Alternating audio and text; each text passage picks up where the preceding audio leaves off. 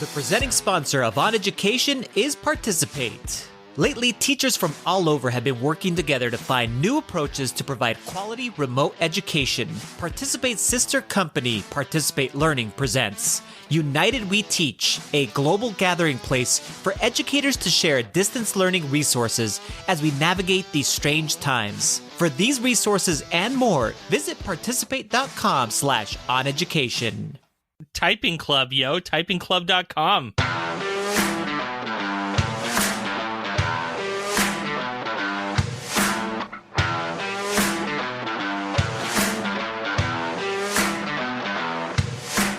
Welcome to OnEducation, part of the On Podcast Media Network. My name is Mike Washburn. And I'm Glen Irvin. Friends, we have an awesome pod for you today.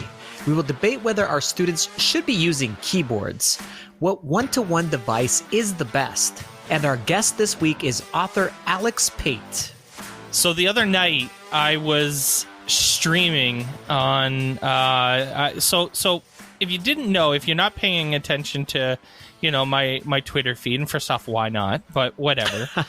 We'll move past that and just get to the point, Mike. And that's that I'm actually doing this really cool project with a nonprofit called LA Works. They're a volunteerism organization in California. And they normally do a in-person, huge, super well-attended event for Martin Luther King Day. And obviously they can't do anything like that this year. So they, one of the people that works at LA Works, Jassy, he reached out to me. He had heard me on a podcast and said, do you have any ideas on how we could do something really cool for Martin Luther King Day virtually? And I said, but yes, I do.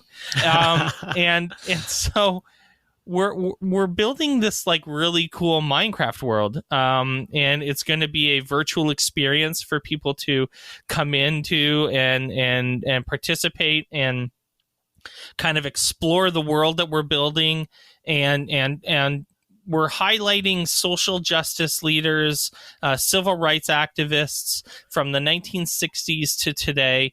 You're going to be able to talk to these NPCs and learn about them and their stories. And all of this is taking place in basically an accurate recreation of the Washington Mall area in Washington, D.C. So we're building the Lincoln Memorial and the White House and the Capitol building and a bunch of other structures and really detailing it out so that it looks super nice. And I had, I've mentioned my stream a couple times, and I'm mentioning it again because I had one of the best streams that I've had so far. I had like almost 90 people watching the other night, which is, amazing. So I want to thank folks for coming by and showing support. I don't need your money or your subscriptions or anything like that, but it'd be awesome to just have you come by and say hi, take a look at what we're doing. Let me show you around. So twitch.tv/Mr. Washburn. If you go there and follow me on Twitch, you'll get a notification when I go live. And most of the time between now and January, I will be streaming this big Martin Luther King Day world in Minecraft. And it's been really a lot of fun. I streamed a little bit this morning and you popped in, yes, which was fun as well. So it's been quite amazing. I mean, that's just to take that kind of a build on and to replicate it in a way that makes it, keeps it realistic, but, gives it its own artistic appeal to it. It's definitely, it's coming along, man. It looks amazing. It's been a lot of work, and I'm starting to dream about it a little bit, which is when it's getting a little crazy. But it's been a lot of fun, and so like I said, twitch.tv/Mr. Washburn. Come by and check out the stream. Smash that follow button and come and see what we're doing because it's really cool. I did want to share one other kind of cool thing, sort of related to that, and it's kind of maybe a cool lesson in relation to some other things. I've been learning a lot about, content and content creation, and learning a lot from really good content creators. Not necessarily about like how to do better at Minecraft or how to, survive in Call of Duty or any nonsense like that. I'm thinking a lot about just the act of content creation. And one of the things that I've been thinking a lot about is how I, merged my world of podcasting. I host or produce at this point 4 podcasts, which is wild. But then I have this other world that I'm kind of trying to get involved in the streaming world, and I actually love it. And so how do I bring those two together? And I kind of took a look around the kind of gaming / streaming landscape, and there's actually not a podcast that exists talking about the streamers themselves. So there's podcasts about the game industry, lots of podcasts about video games, review podcasts, but there's not a podcast that actually talks about just, the people. Because, streamers are people and they have stories, and there's something that drives them to want to sit in front of a camera 6 to 8 to 10 hours a day. Yes. And talk to people and play video games or do whatever the heck it is that they do. Some cook, some play music, some dance. Why do they do that, and what drives them, and what's their story? So I've actually launched a new podcast, and we're going to debut it right now. It's called Going Live, and I wanted to give everyone who's listening here a first look at the trailer. I'm Mike Washburn, and this is Going Live. Going Live isn't a podcast about streaming. It's a podcast about streamers, the people behind the mic. Streamers are why people tune in. They have lives, families, backgrounds, and stories to tell. Going Live will tell those stories. The show launches in just a few weeks. In the meantime, be sure to subscribe on Apple Podcasts or wherever you listen. Let's get started. Welcome in.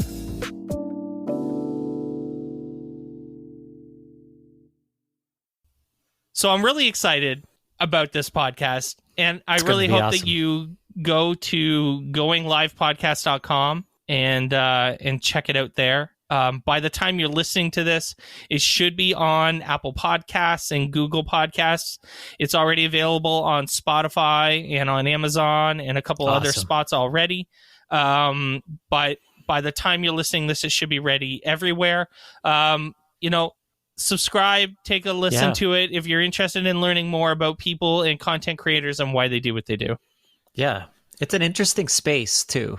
We've talked about it several times. I think it first came up when we were talking about Ninja being on ESPN, the magazine. I need Ninja on my podcast. And that would be amazing. And just how complex and difficult, and it's a really good concept. And I'm interested in hearing some of those stories that you were just talking about, Mike. I've been thinking a lot about these folks, Ninja, Shroud. It's funny. I'll watch Ninja or Shroud or a couple of these other folks, Pokimane, and they'll be streaming at like 8 o'clock at night, and then I'll go to bed and wake up in the morning, and because I wake up fairly early, and some of these folks are still streaming. Yeah, and it's like, oh my God, how do you do it? The energy. Why do you do it? And I want to know. I want to hear from them, because I'm sure they all have different reasons. Absolutely. And at some point, folks like Shroud and Ninja and Summit and these other folks, Pokimane, are making so much money. Dan TDM, who makes so much money from YouTube that he doesn't need to stream. No. Yet he does. Yep. There's a couple other of these YouTubers that are getting into streaming now. Jacksepticeye, another popular, super popular YouTuber who doesn't need Twitch. He doesn't need to stream, but now they're doing it too. And it can't just be for more money, right? Because I mean, at some point you have enough. At least, I'm just a guy, trying to get by. But I assume at some point you have enough money that it doesn't matter how much money you actually make. Yeah, and so I assume that like deeper. folks like DNTDM and Shroud made $30 million or something like that just to go to Mixer. And when Mixer shut down, he kept all of that. Like, he got all that money right away. So it's not like he needs more money. He's got, millions of dollars in the bank. It's wild. Wild. You want to talk about keyboards for a second as a awesome, segue of all segues. Let's talk about keyboards. There was just a great conversation. Actually, it started off with a conversation about Sammer. And then it deviated into multiple pathways, of which one pathway was just talking about, and actually it still has to do with Sammer in general, whether or not that's the best, integration model or whatever. That's not what the conversation is about. But our friend of the podcast and actually fellow OnEducation podcast team member, Andy Leiser, he chimed in with basically talking about that keyboards can kill creativity. And it's a great topic, I believe, because it is one that's connected to so many things that happen in schools that has to do with the purchase of specific devices. And he wrote it a few years ago, a fantastic post on Medium, and it's called QWERTY Creativity Killer. And basically he recalls a story of a young elementary school student who was just having a hard time being able to, in this case, type out his thoughts that were in his head and put them into this computer. And Andy could see the anxiety level going up, and he knew that the student had a great concept and a story, but it was that disconnect of trying to find the right letters on this keyboard thing and input them into this device. It's super intimidating. Andy goes on and tells basically how he teaches them to just do a voice to type of filling in the story, and was able to just voice type and then fix the punctuation, etc. And how the kid just even teared up because he was able to basically express his ideas the way that he knew he could, which is verbally, and then be able to have the story come to life, which was fantastic. But one of the points that Andy was trying to make, as far as within the article itself, is that there's this thing that happens when you type. And my wife is a writer, and she's a poet, a published poet, and she's also written a novel. And one of the things I don't understand, because I don't write, especially not in the way that she does as far as creatively, much of the writing that she does, especially related to poetry, she actually writes it down in journals, writes them all down and creates them all there first. And she said that it has to go there first before she ever transposes it onto, typed format. And she said it's part of the artistic way of being able to do that. Now, some other people like Stephen King and whoever else might be prefer the keyboard or whatever else it might be. And actually, a bunch of us, I would say us as in older people, we love the keyboard because we developed an expertise on it and it has become comfortable for us as far as a way of being able to quickly put down our ideas, send our messages, et cetera, and so forth. But it may not be, as it says here, the best way for our students to express themselves, and definitely can be something that can kill creativity because you're not proficient enough in the skill of typing. It has this barrier to entry. And so anyway, I thought it was a really, really good point and a really good conversation starter for the next topic, which was what I really wanted to jump off on, Mike, which was... I want to weigh in on this, though, a little bit. Yeah, go ahead. I'm not a fan of any position that vilifies the device over the behavior. So, for example, games cause violence. Okay. Cell phones are the basis for our inability to be social, and why our kids don't, talk to each other. Keyboards are why some students don't write well. I think this article would be stronger if it made the case for, and maybe it does, just not in the way that I'm reading it, for device agnostic education, where any device, anything you want to use to express what you want to express, educators in schools should be equipped to allow a student to do that. So that if that 10-year-old loves to type and is perfectly fine typing, we should let them type. But how many 10-year-olds do you know that type, though? Mine does. Well, I'm just saying. I mean, we could probably put it out to our audience. That's pretty young. I'm usually, just saying that it exists. I'm sure and there's no justification for removing it. There's just the justification for providing as many pathways as possible to the same outcome. I think that this relates, though, to the next conversation, which is what districts get obsessed with.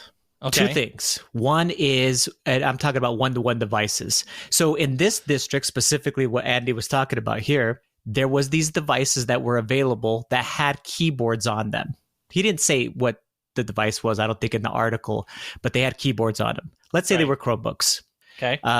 Luckily enough, Andy was proficient enough as a technology integrationist and a person proficient in devices that he knew that there was a way to kind of bypass the keyboard and then be able to just go voice to text.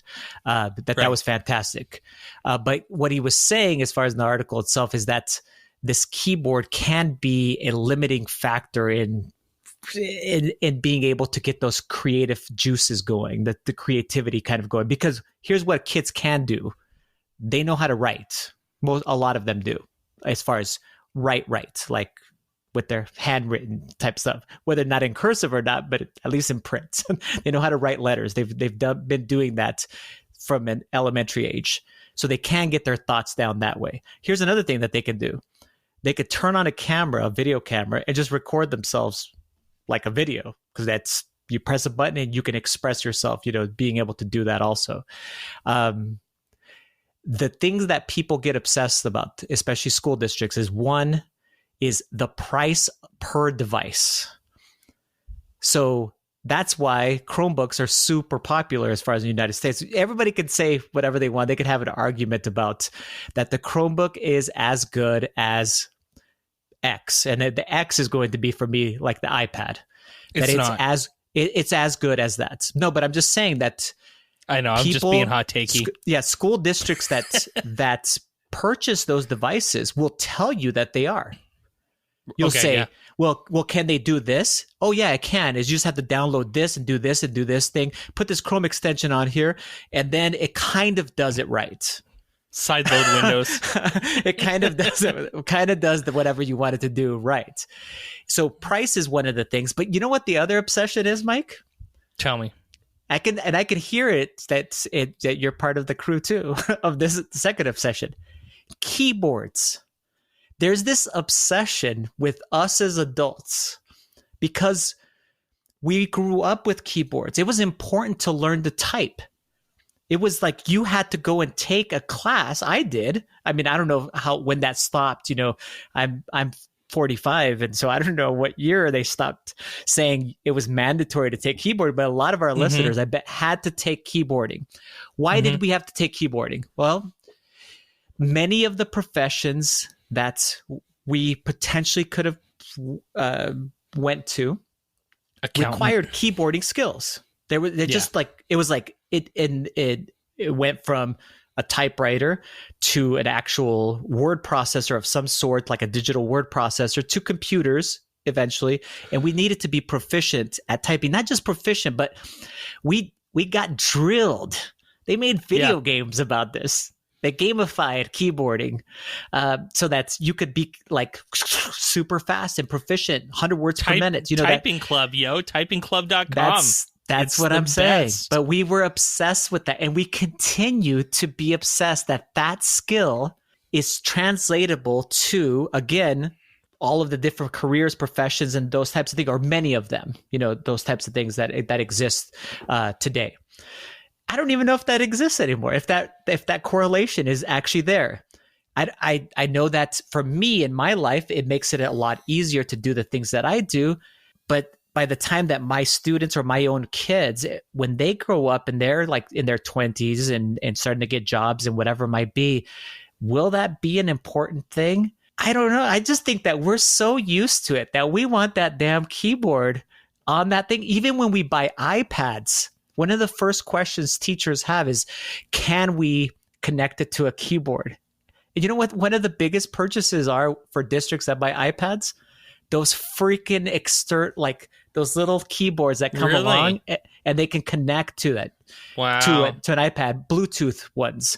Because God forbid a student would type up a paper on an iPad, on the keyboard that appears upon an iPad, because that would be, impossible and, whatever it might be. And how many papers are we writing now too? Like as far as that's another thing. It's like we're obsessed with the things that were great and the things that we were that needed to be done when we were growing up as far as an education. But I don't know if those things translate still. That's really what I was getting to. And maybe I'm wrong too. So what do you think? I'm gonna blow your mind a little, maybe, because you definitely had a perception of what I thought that might not be actually the reality of what I think. Okay. When we went 1-to-1 at my school, I was part of the team that helped, make some of those decisions. And I advocated for iPads, no keyboards, up until grade 6. Okay. And then we moved them to MacBook Airs for grades 7 and 8. 1-to-1 MacBook Airs for grades 7 and 8. So I don't believe necessarily that kids need keyboards to work effectively on an iPad. I don't believe that. What I do think is that we do need to teach kids keyboarding. So there's a little bit of a conflict there. Do you think, Mike, in 20 years, and that's really what, I mean, I think Andy brings it up in Twitter somewhere in this big long thread that started off as a Sammer thing. I get the narrative. I get the idea that, the future, and we don't know what we don't know, and we don't know what the future is going to look like. And you go to any education conference, you hear that a million times. It's cool. Well, you hear specifically, I was thinking about Michael Cohen, our friend of the podcast, Michael Cohen, the tech rabbi, has been quoted several times where he's saying that he believes that keyboards, again, are killing creativity. And he's one of the most creative educators out there and professional development, conference presenters. And he believes that too. That's why I was just like even saying that, because I know Andy quoted him and was like, "Hey, I don't buy it. I don't buy the idea that it's the keyboard that's the problem." Okay. I do think that the problem is probably actually that districts and schools and educators aren't equipped to handle the eventuality where someone wants to use something else other than a keyboard, and can't provide that avenue for them. I would never want to shoehorn any student into doing anything in a way that wasn't going to be their best output. Sure. That's bad teaching. You want choice. Yeah, exactly. And if you type well, type. If you write well, write. If you're a killer singer, sing me a song about Napoleon invading Russia. I would love to hear it. If you draw, I got it. Yep. Draw it. But don't blame the keyboard because a teacher isn't equipped to provide differentiated instruction. But don't you think I think it makes the case for providing better differentiated instruction. But a lot of the time, Mike, and this is wrong. I'll admit right now that it's wrong, but it happens right now. The device is connected directly to the types of assignments and experiences that the teachers even want to true. have available. So you're right. It doesn't, the keyboard isn't the keyboard's not the problem here. Is that the creativity killer? But it sure is the accomplice, because the teachers then look at the thing and go, oh, this is what I can see here. It's the crutch. Yeah, this is what can be done on this thing. And this is what we're going to go ahead and push towards our students. And that has to do with professional development and having instructional coaches and so on and so forth. But it's sure easy to go ahead and take a look at that and go, this is what we should give. And you obviously, as a great educator, would say, yeah, I'm going to give a bunch of choice and let students choose which way they're going to create. And I'm going to make sure that I give them various avenues and even become an expert in those various avenues too.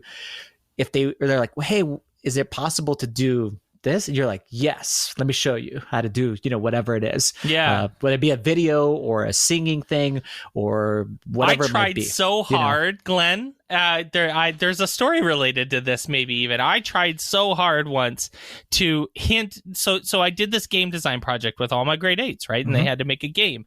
And I'll admit that making a game on a device that doesn't have a keyboard is probably pretty difficult. So it is what it is. That's the thing you make video games on usually. Now, that being said, I very strongly encouraged my students as often as I possibly could to think of creative ways to present your game. And I talked to them about making their own music instead of downloading music. You can record something on an iPad and then upload it to Google Drive and then import it into Scratch as an audio file. And now you have your own music. Awesome. Things like that. Instead of having text boxes down at the bottom, why don't you record your voice as an audio file and have Scratch import those audio files into Scratch, have them play at specific times, and then you have a user interface based on your voice on audio.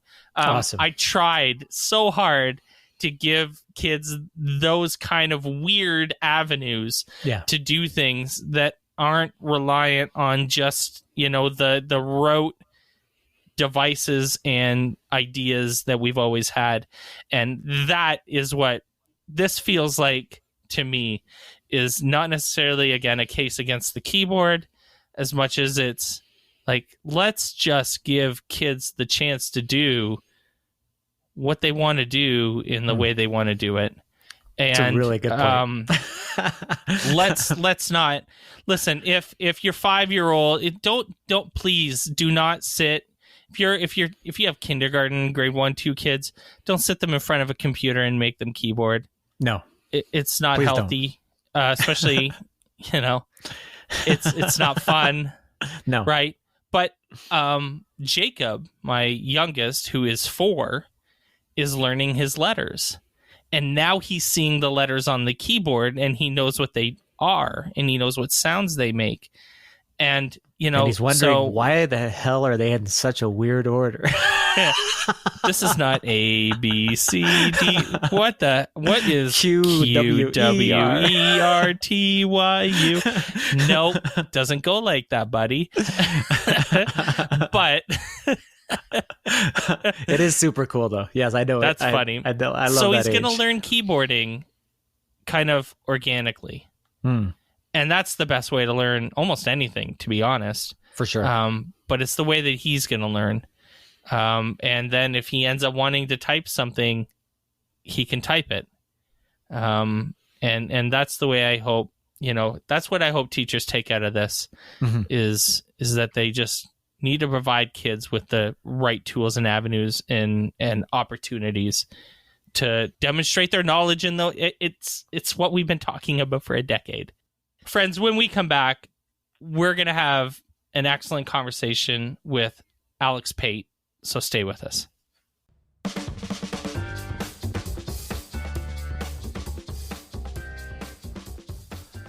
Welcome back to the podcast, everyone.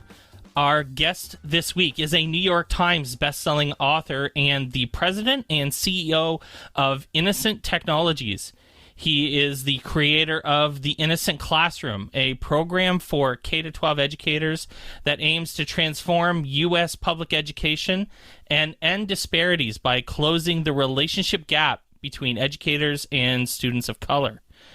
Prior to this, he was a professor and teacher at Macalester College and the University of Minnesota, Naropa University, and the University of Southern Maine's Stonecoast Creative Writing Program. We're excited to have on the podcast Alexs Pate. Welcome to OnEducation, Alex. Thank you, Mike. I really appreciate your having me on. It's an honor to be here. Awesome. I think before we get too far into the weeds, which is definitely where we want to go here, we should define some terms in the context of your work in particular. And I would love to talk about the terms guilt and innocence for a minute. Would you be able to break down what we're talking about when you use those terms? Because I absolutely love the way you define them in the context, and I think it's going to frame up the rest of our conversation really well. I'd be happy to. Guilt, the way that I use it, is the impact, the cumulative impact of negative stereotypes in a person's consciousness. So often, if we know people are saying bad things about us, or if there are bad stories about us, or negative imagery, et cetera, I'm saying that you don't exist with that innocently. Like it has a weight. It actually, you internalize those negative ideas, and they actually begin to dictate in some cases and in some ways your behavior. And so that behavior is fraught with a kind of guilt for things that you haven't even done, but only that you perceive other people think you've done, if you follow me. Mm-hmm. Innocence is the removal of that, the neutralization of that, the elimination, the minimization of the impact of negative stereotypes on your existence. And so in the context of the Innocent Classroom, we're seeing a lot of kids walk into the classroom sort of overburdened with the guilt that American culture has placed on them without them even knowing it, that has defined a lot of their actions and beliefs and feelings that are operating in the classroom. And innocence is the consequence or the outcome of a teacher who has acknowledged that and sought to remove those things from the child's reality in their classroom so that the child can show up innocently in that environment. I love it. I think it's perfect. So, Alex, it's funny. We've been doing this podcast for over 2 years now, and I don't think I had ever mentioned this before. And now this is basically the second time in the last few weeks that I'm going to bring up Yuval Noah Harari's book, Sapiens. And it's funny, I brought it up a couple weeks ago, and everyone was like, what was that book you were talking about, Mike? I got to go and read it now. And now I'm bringing it up again. So it's... I think it is so related to what you're talking about here a little bit, because some of what you talk about in your work is related to the concept of narratives. The problem with history and narratives is that when enough people decide they're true, they become common knowledge, despite the fact that they remain simply stories, narratives that we've created. And I think you're saying a lot of the same thing when it comes to how children of color are raised inside certain narratives, and that's perpetuated and reinforced through media, television, movies, and even inside of education itself. And it eventually becomes a self-fulfilling prophecy in some ways. Would you be able to unpack this a little for us? How have the stereotypes of children of color influenced their behavior and even possibly brought us to where we are today? So one of the first things that we do in our training program, and one of the first things I ask in my book, The Innocent Classroom, is for educators to tell me or to tell whoever's in front of them what America has told them about children of color, not what they think, because it's really hard to get at the truth of what you feel because none of us wants to be responsible for these ideas, right? So, so teachers, so then we stand at the board and we write down everything that educators say to us. And so it begins with angry, confrontational, argumentative, violent, promiscuous. It just goes on and on like that, those words. And so where is that coming from? I literally could go on and on. I could fill up, as a writer, I often talk about how many rejection slips I have, and I could paste them. I could paper a couple of walls in a couple of rooms with all the rejection slips I've had over the course of my career. Well, those words, when you put them up on the wall, when I first did this exercise, it's like spitballs being thrown at you, because none of this reflects who you are. I'm an African American male, and so all these words are flying around, and the educators are ashamed and embarrassed that this is what it is when it is, and yet we know now with the impact and the power of cognition and cognitive processes, those words reside deep within our consciousness, those images. And so if America is saying that to our teachers, I say to them, it's hard to maintain a love knows no color modality, so to speak, in a crisis moment. It's hard to remove those negative terms. And I mean, kids of color are poor. I could go, like I said, I could go on and on with that list. Uneducatable, drug dealers, drug users, single parents, welfare. The list is horrible. And even the good, like good dancers or, even the good terms look terrible, look terrible on that list. So I say to them, if this is what America tells you and you're conscious of that, think about what our children think about what they know that America says about them. I imagine it doesn't help that the current president of the United States uses, code words constantly. Constantly. when he says inner cities, he's not actually talking about the inside core of a city. Right. He's talking about black people. Right, exactly. And like you said, is they use the term dog whistle, and everybody knows what he's referring to because those images exist. They exist, like you said, in games.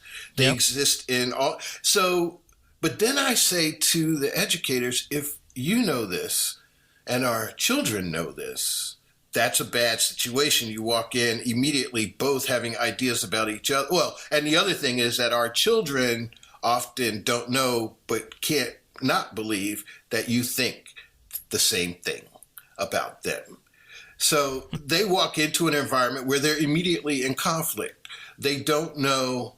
They just have to believe that as a representation of authority, that you probably think the same thing that they think America is saying about them. Wow, that's it right there. I think related to that, Alex, or I think my next question is I think directly related to this. I was reading an article that was written about you, and I was immediately drawn to this statement, and it says, Pate pushes teachers to find each student's good and then build a strategy to connect with that student.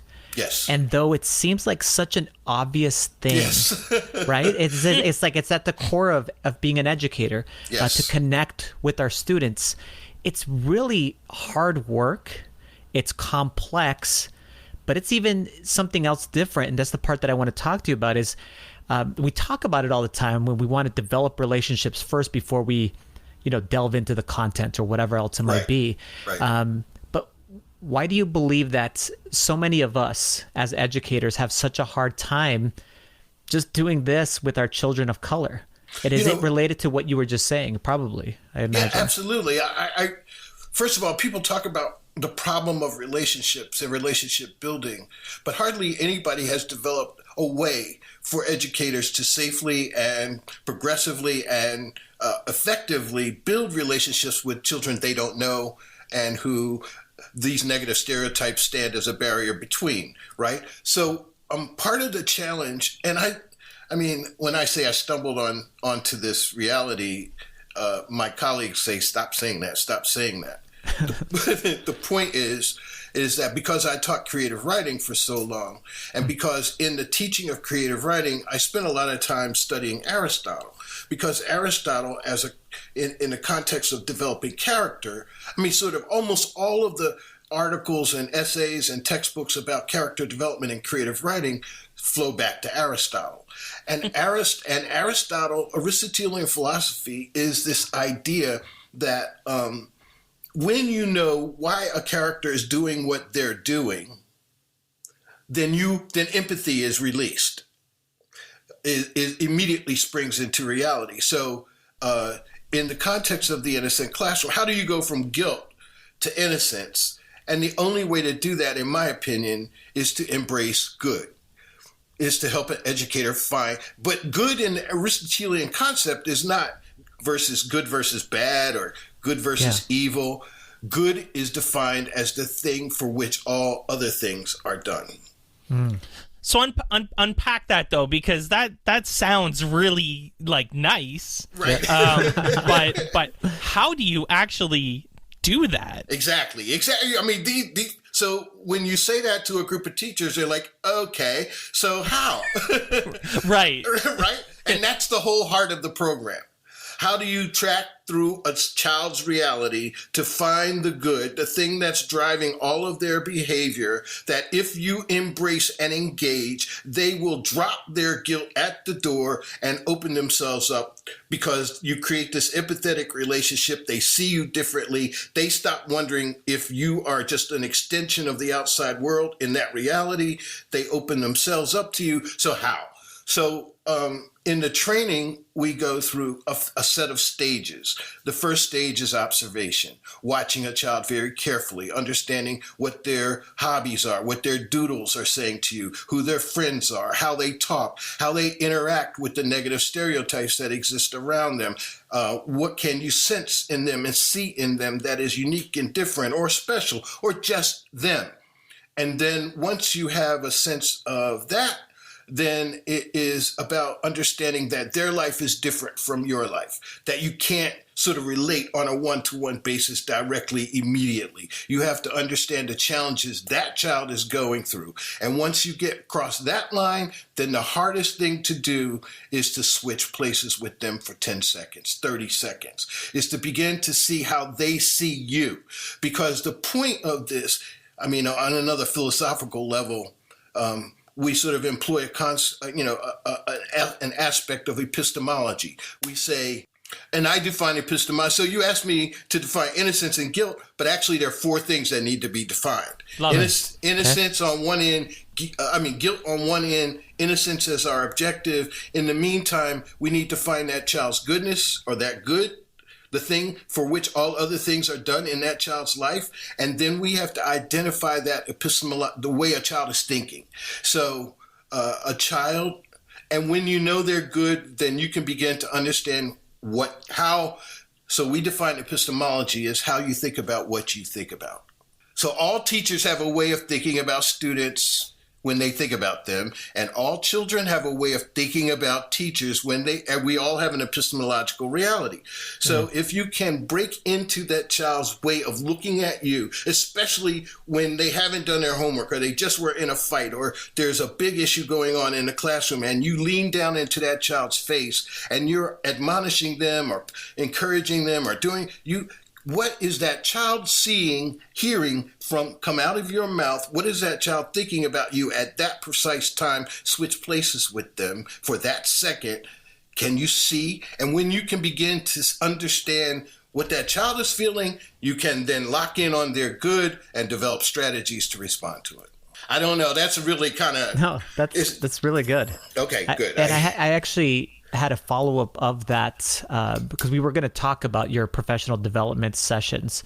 Too often, and you're probably very familiar with this, I'm an instructional coach now and a 20-year veteran of education, and I've been to tons of professional development days, and I've actually even given some professional development sessions. But too often, all we're doing is check boxing things. Yep. And one of them in Minnesota just happens to be, and it probably exists in other states too, but we have this cultural competency training that you need to have 1 hour of per your licensing period. So for me, it would be every 5 years, which is really, it just speaks really loudly as far as like, it's good that it's there. Yeah. That is there. But to have 1 hour of training every 5 years, it just seems to fit along with. It's ineffective. Exactly. And too often. You're going to get me into trouble if we keep going down this road. We're good at that, Alex. That's like literally Mike on and I brand just talk for about us. Professional development a lot as far as on the podcast, and just how bad it is, and how we want it to be better for our educators, obviously. And so that's the culture of professional development becomes something that you are passionate about as an educator to attend versus something that you're dreading because you know it's just not something that's going to affect you in the profession. And in this case, I would just think, just listening to you as far as talking about, I was reading about your professional development, your series of professional development days that you give, and they focus on dismantling racial and ethnic stereotypes and framing the student-teacher relationship. That's a super important thing to form those bonds, the relationships, and just to function really well as a building, as a district, and have those relationships in there. And I don't know where the question is. Basically, my question was going to be, I was gonna say, I'm just going to go ahead and implicate myself right from the beginning. Sounds great. I walked into this environment because I was meditating on my own innocence. And I was in a process of freeing myself from the guilt that I had accumulated over the course of the years of my life. And I was in a meeting on cultural proficiency training with a group of folks in Minneapolis. And at the end of that meeting, I just happened to talk about this essay I was writing called Revolutionary Innocence, which is still yet unpublished. But it forms the basis of everything that I'm talking to you about. And they were like, oh, so what does that mean? Free yourself. What are you doing? How is that happening? And so I talked about all of that. And then there happened to be a funder in the room, and she said, do you think other children of color experience this? And I'm like, I think so. And she said, well, could you develop some programmatic response to that? So that led to the beginning of the Innocent Classroom. Interesting, yes. But in the process, I have made a number of important guideposts for me. I am not doing cultural competency or cultural proficiency. I am not doing diversity training. Those things have their place and importance, and certainly one hour every couple of years or 5, whatever the time frame is not enough. But even once that's done, even if it's really effective, how does that help you with Jane, with Carlos, with Ahmed? How does that help you help that child be a better student? I'm not sure. I mean, I think it does in some way, but it's not individualized enough. And so I saw Innocent Classroom as a solutional approach to this challenge. How do you remove all the barriers that child faces, opening themselves up to being an engaged learner, curious and energetic in your classroom for you? And so you have to build this relationship with this child. You have to do this work. And I can make this work as easy as possible by simply saying, find that child's good. So I've talked about the guilts. So what if we talked about the goods for a minute? So we've identified about 10 or 12 goods. And the goods are, for example, can you care for me? Nobody ever really seems to care for me. Nobody at home, nobody in the street, nobody on the bus, nobody. Can you do that? Can you help me feel safe? I never feel safe. I mean, no matter what I do, no matter where I'm at, I never feel safe. I never feel seen or heard. I never feel respect. I mean, so we have a series of those, and they respond directly because I'm saying that whatever you're seeing from that child is coming from that feeling. It's like, I'm disconnected. Can you help me feel connected? And if you can help that child feel connected, what behavior you're seeing is going to disappear. So why is that child's head on the desk all day, every day? Why? I mean, okay, in some cases that child is working. You didn't know that. Some cases, but if a child is heads on the desk because they're working at night, what are they really asking you for right now? What is their goodness? Why are they working at night? And how can you accommodate that in the context of your lesson planning with them? Anyway, I mean, you see how this is all connected to me, to relationship, the gap that we are dealing with, the bias. To me, the disparities are simply a language of relationship failure. All disparities, we come back to this point. It's like if you build a relationship with a person, but disparities start to disappear. In your work, Alex, you say that the innocent classroom is a place where children are allowed to exist without the weight of the negative stereotypes and the narratives that affect their lives. We've talked about this. Outside the classroom, to some, they may be just another representation of some stereotype, but inside your classroom, none of that touches them. So, and this goal, you have this goal of having our students kind of claim their innocence, and helping educators help students do that.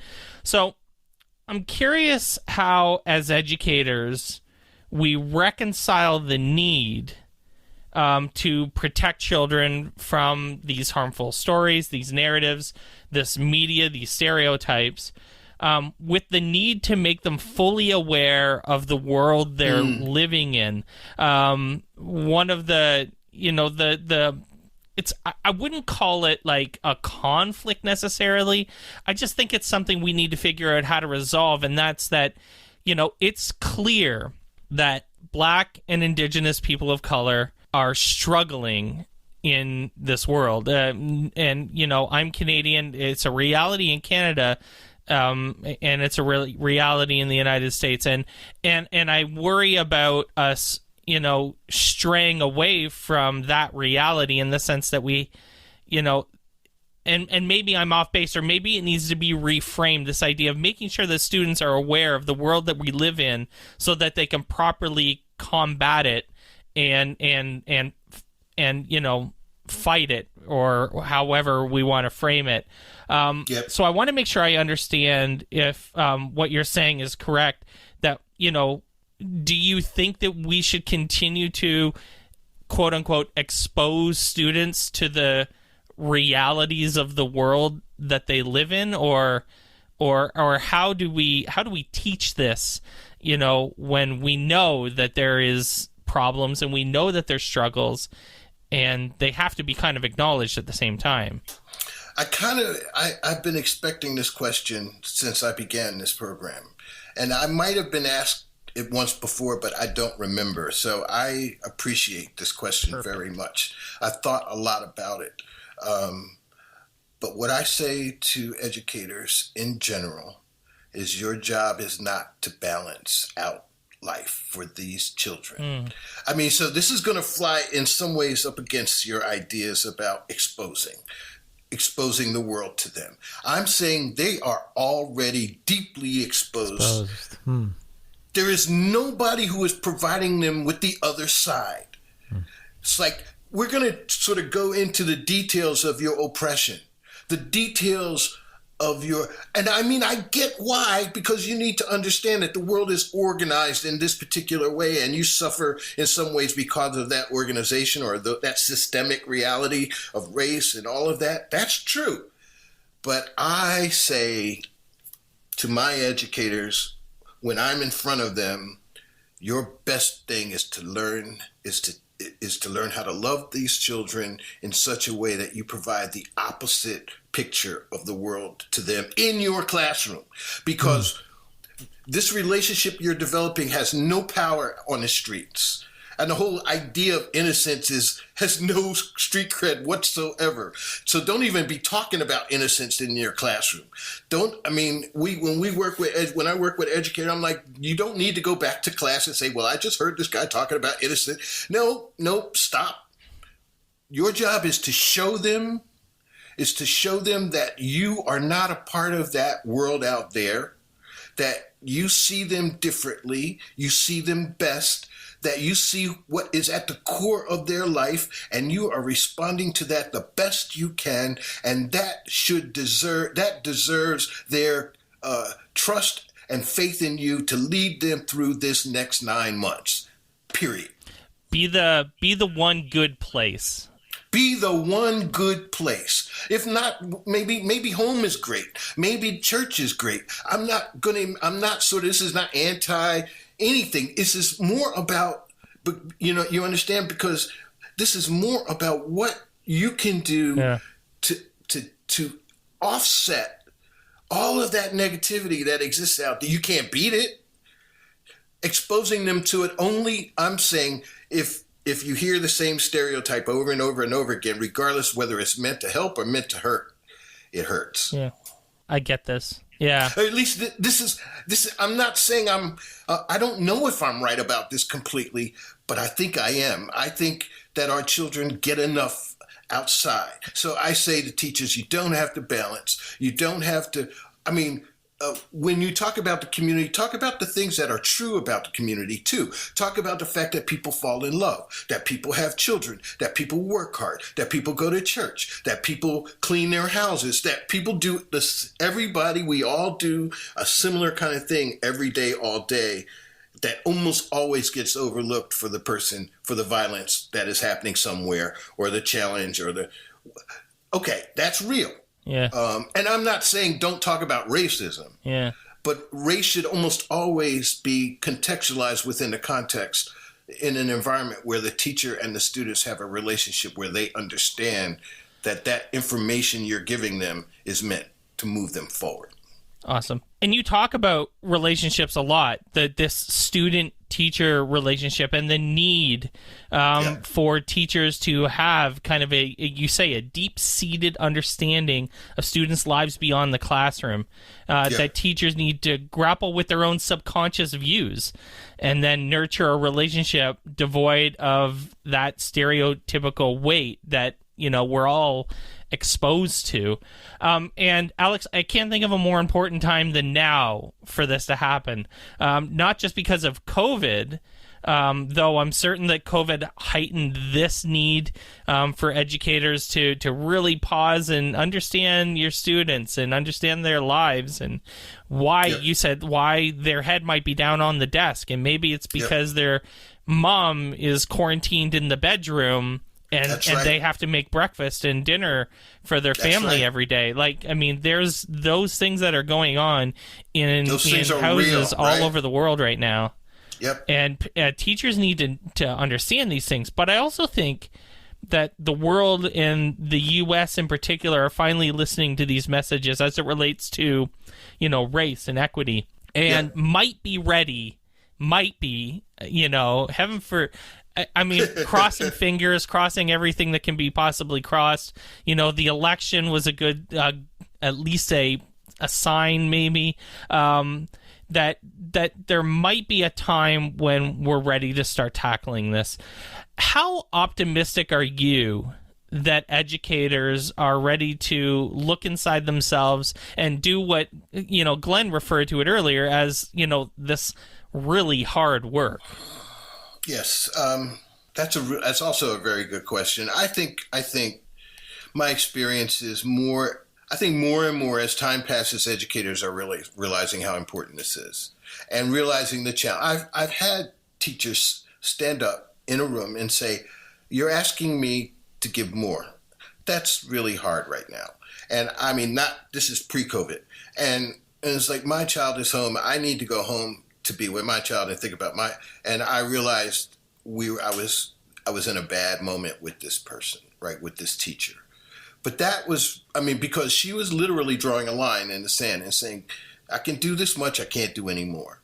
And part of this challenge, I think, is to remove that line completely, is to not, I don't mean be unprofessional, right? Because I think there is a professional kind of limit to what you can do. And I make a point about this with teachers all the time, because one of the things that happens is when you start to embrace someone else's good and engage that good, as I said, the first byproduct of that reality is empathy. And empathy draws you deeper in.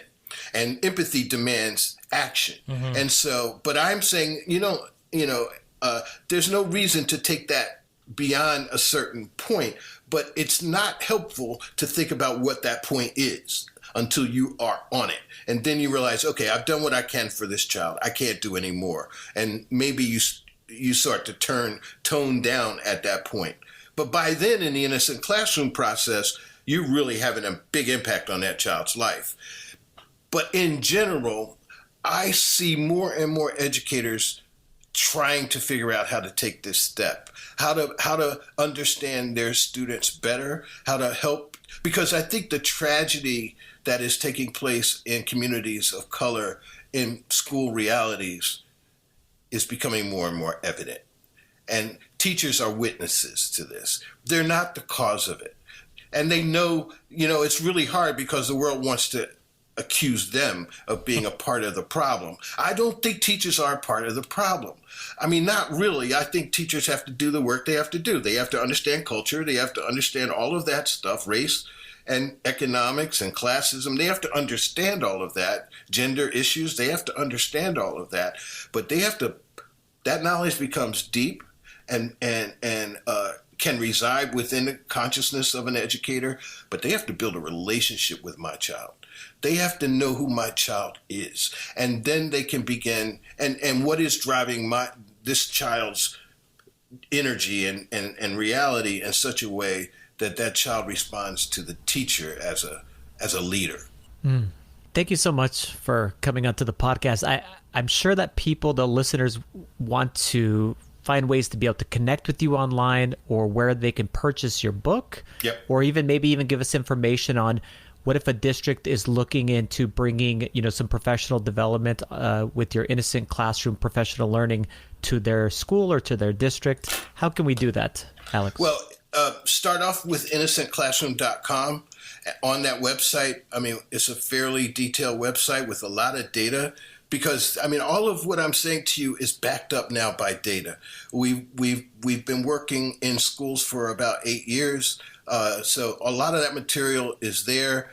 The book, Innocent Classroom, Dismantling Racial Bias to Support Students of Color, is published in September by ASCD. It's available on Amazon and at the website, on their website. We actually, I don't know when this is running, but we have we do an annual conference, which is coming up, probably too soon for it to matter here, but it's December 5th. But if they make a contact on the website, I'll be back in touch with them. And I'm really interested in having ongoing conversations about this. And just as a final aside, we do work with a lot of districts, and lately we've been doing book studies where districts will buy the book for leadership or for the entire district. That's and fantastic. I'll join them, and we do conversations about the book in detail. Alex Pate, thank you so much for joining us. Mike, it's been a pleasure. Glenn, same to you. Thank you so much. Thanks for listening to OnEducation. My name is Glenn Irvin. My co-host is Mike Washburn.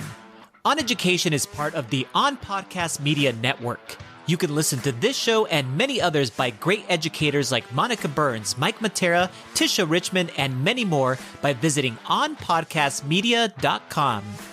Want to get in touch with us? Check out our website, oneducationpodcast.com. You can tweet us at OnEducationPod. Mike is at Mr. Washburn on Twitter, and I can be found on Twitter at IrvSpanish. You can find us on Facebook by visiting facebook.com/OnEducationPod. We're also on Instagram at OnEducationPod. If you're enjoying the show and think others would too, we would be thrilled if you shared it with them. Please leave us a rating or review in Apple Podcasts or Google Podcasts. When you leave a rating, it gives our rankings a boost. This helps others discover the show. We want to thank our presenting sponsor, Participate, for supporting us. Check out participate.com to learn more about them. Thanks as always for listening. Stay awesome and see you soon.